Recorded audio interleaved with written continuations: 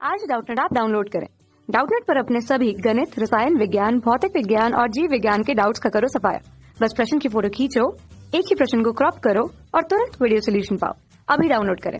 प्रश्न दिया है ऋणात्मक बीटा 6 में हमें जो इलेक्ट्रॉन प्राप्त होगा वो किस तरह का होगा बोल के, और यहाँ पे चार विकल्प दिए हैं। परमाणु से इलेक्ट्रॉन उत्सर्जित होता है, और बी दिया है नाभिक में पूर्व से ही उपस्थित इलेक्ट्रॉन नाभिक से उत्सर्जित होता है। सी दिया है नाभिक में स्थित न्यूट्रॉन के क्षय से प्राप्त इलेक्ट्रॉन उत्सर्जित होता है। डी दिया है नाभिक की बंधन ऊर्जा का कुछ भाग इलेक्ट्रॉन में परिवर्तित हो जाता है। इस तरह से हमें चार विकल्प दिए हैं। तो आइए हम लोग ऋणात्मक बीटा 6 को यहाँ पे समझते हैं, परंतु उससे पहले हम लोग परमाणु और नाभिक की संरचना को थोड़ा सा समझ लेते हैं। तो देखिए, इस तरह से परमाणु की संरचना होती है, जिसके मध्य भाग में नाभिक होता है। नाभिक में प्रोटॉन और न्यूट्रॉन उपस्थित होते हैं।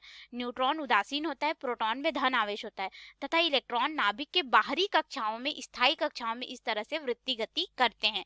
इसके आधार पे हम लोग ऋणात्मक बीटा 6 को समझते हैं। तो जो ऋणात्मक बीटा 6 होता है, इसमें क्या होता है कि जो उपस्थित न्यूट्रॉन होता है, न्यूट्रॉन जो होता है वह रूपांतरित हो जाता है प्रोटॉन और इलेक्ट्रॉन में। साथ ही साथ हम लोग को यह एंटी न्यूट्रिनो या फिर न्यूट्रिनो के रूप में प्राप्त होता है। लेकिन ऋणात्मक बीटा 6 में यह हमें एंटी न्यूट्रिनो अर्थात कुछ इस तरह के उदासीन कण के रूप में हमें प्राप्त होता है। न्यूट्रिनो जो होते हैं वो उदासीन कण होते हैं, ठीक है।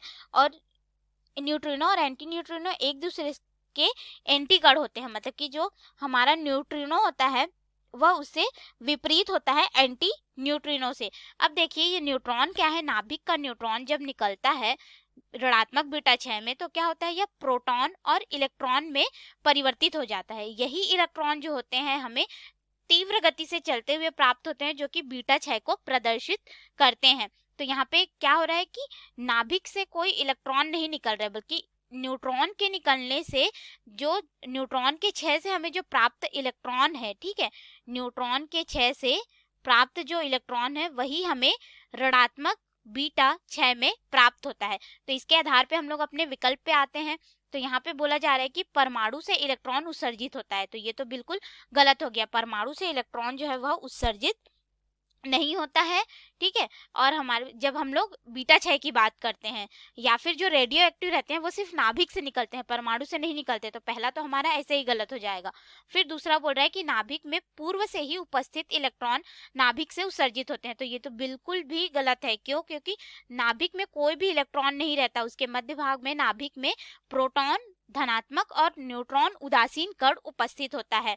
सी बोल रहा है नाभिक में स्थित न्यूट्रॉन के क्षय से प्राप्त इलेक्ट्रॉन उत्सर्जित होता है। तो ये बिल्कुल सही है, क्योंकि न्यूट्रॉन ही हमें दो तीन भागों में टूटकर प्राप्त हो रहा है, एक तो प्रोटॉन के रूप में, एक इलेक्ट्रॉन के रूप में, और एक एंटी न्यूट्रिनो के रूप में। किसमें? ऋणात्मक बीटा 6 में। धनात्मक बीटा 6 होता तो हमें न्यूट्रिनो प्राप्त होता।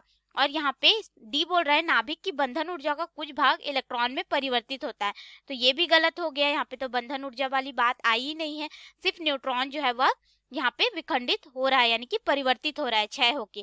तो हमारा सी विकल्प बिल्कुल सही हो जाएगा कि न्यूट्रॉन जो रहता है, नाभिक में उपस्थित जो न्यूट्रॉन रहता है वह क्षय होकर के इलेक्ट्रॉन देता है, वही इलेक्ट्रॉन जो है वो उत्सर्जित होता है। धन्यवाद।